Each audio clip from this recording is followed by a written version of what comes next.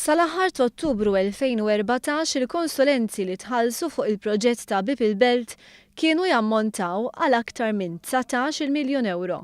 Dan ħareġ fi tweġiba tal-Ministru Joe Mizzi għal mistoqsija parlamentari dwar min kienu u kif ġew magħżula il-konsulenti fil-proġett ta' Bipil Belt.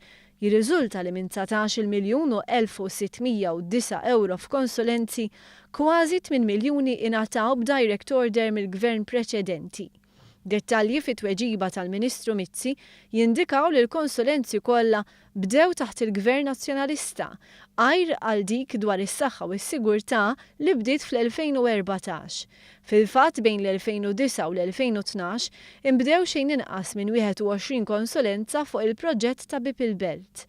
Minn dawn kienu biss 4 li ntażlu wara proċess ta' tender jew kwotazzjoni.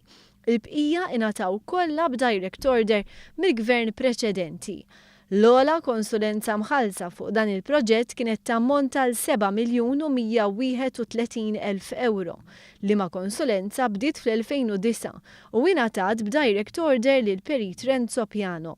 Il-proġett ta' Bipil Belt kellu jitlesta sa tmiem is-sena 2012, iżda minkejja li ntefqu 19 miljun euro f'konsulenzi, xorta waħda irriżulta li d-data ta' tlestija mħabbra mill-gvern preċedenti ma kienitx realistika.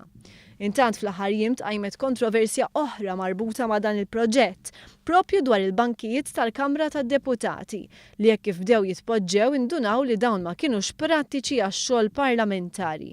B'reazzjoni għal din l-aħħar żvolta, il-Ministru Joe Mizzi iddeskriva l-proġett ta' Bipil Belt bħala xempju tal-inkompetenza tal-Partit Nazzjonalista fil-Gvern.